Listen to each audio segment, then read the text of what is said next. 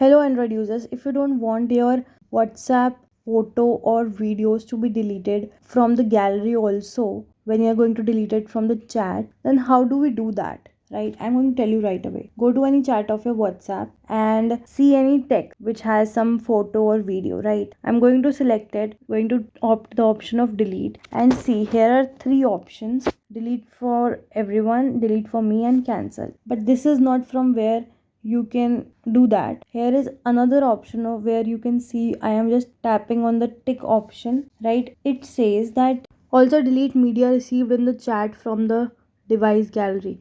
So if you don't want that media to be deleted from your gallery, then do not tick that option. But if you want it to be deleted from your gallery as well as this chat, then tap on it and do as you like. Delete for everyone, delete for me. So I just did delete for me, as this is a group in which I'm deleting. Right, now the message has been deleted and it will also be deleted from my gallery as I tap on delete from my gallery as well.